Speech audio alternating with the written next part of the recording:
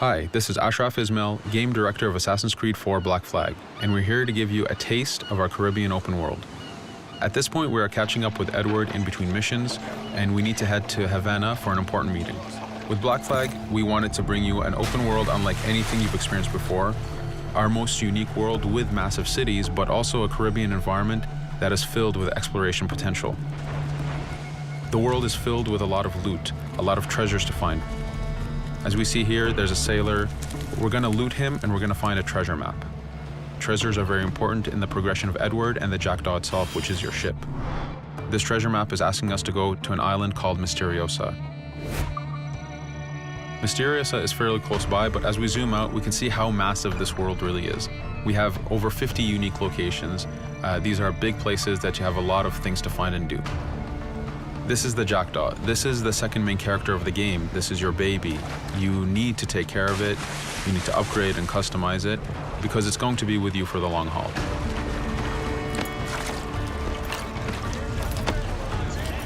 Here's our first mate, Adewale. Adewale is very important in the story.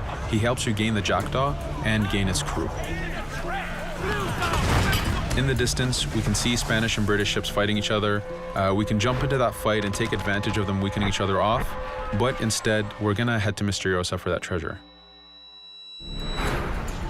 We can see that there's a storm building up. Storms are very dangerous. They're a big threat in this world. If you don't navigate them properly, you will take damage and you will lose crew members.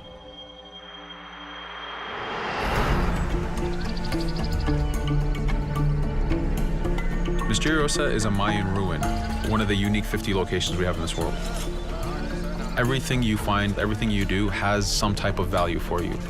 There's lots of hidden artifacts, treasures, and activities to discover. We know from the treasure map that the treasure is up near that temple to the top of this location, so this is where we want to go. Now, as we get going, we're going to see that there's a lot of guards in our way. We can choose to go in guns blazing and fight, but instead we're going to try to get there as fast as we can.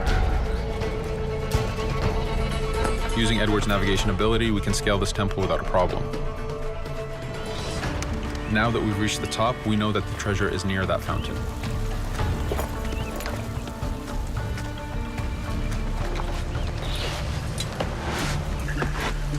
Now that we've found the treasure, what we've actually found is a blueprint.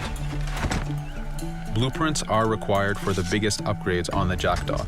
To be able to face the toughest challenges in this game world, you will need to upgrade the Jackdaw to its fullest capacities. You can see a lot of ambient life in this world. Iguana over there, some birds. The world is as filled as possible with tons of ambient life, but also predators. As we go to head off Misteriosa, we're going to do a reach high point. Reach high points work as before, revealing the contents of a location, but as an added feature, now they are also fast travel points.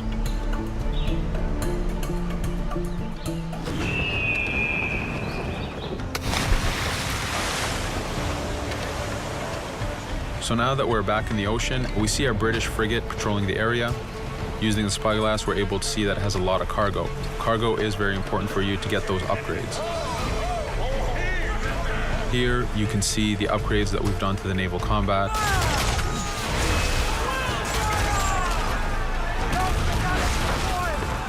The basic round shot is trajectory based. This comes in very handy when you have big waves that you need to shoot over.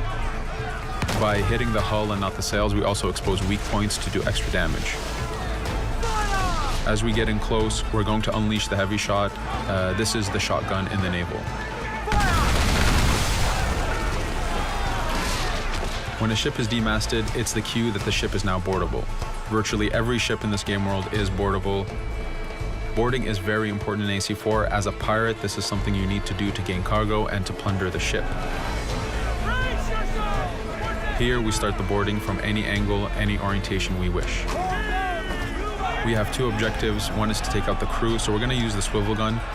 We could have jumped into the water instead. We can climb up the mast and take advantage over the enemy crew. We can even swing with the rope to go in guns blazing. But now that we've taken out some of the crew, we're going to go after the captain using Edward's abilities to navigate. We wanted to show off the navigation potential when you have these two ships come together like this. Again, seamlessly being able to jump from one ship to another, take out the captain by surprise, and win the boarding. Now that we've won, we can see the loot we've gained on the right side of the screen, but you have 3 options to do with every ship that you plunder. We can release the crew to gain crew members, we can send the ship to our fleet, or we can salvage and repair the ship if we took too much damage during the fight. For now, we're going to gain some crew members.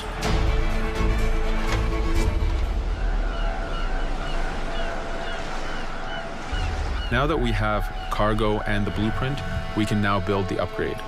Fisherman villages are the perfect place to find that harbor master who will build that upgrade for you. So let's do that now.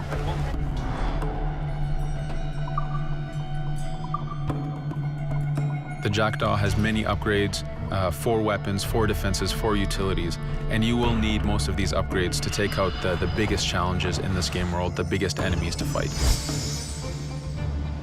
But you don't only upgrade the Jackdaw, you also upgrade Edward. This is where harpooning comes in.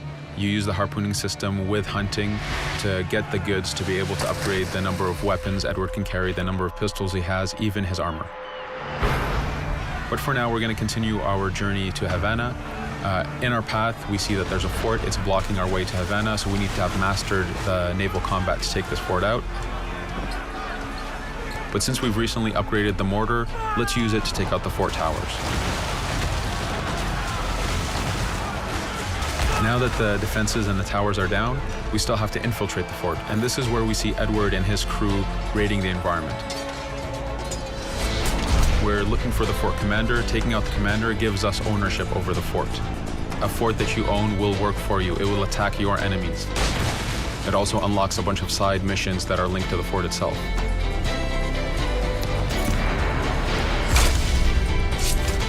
Now that we've taken the fort, we can finally reach Havana, and this is something that you'll see in an upcoming video.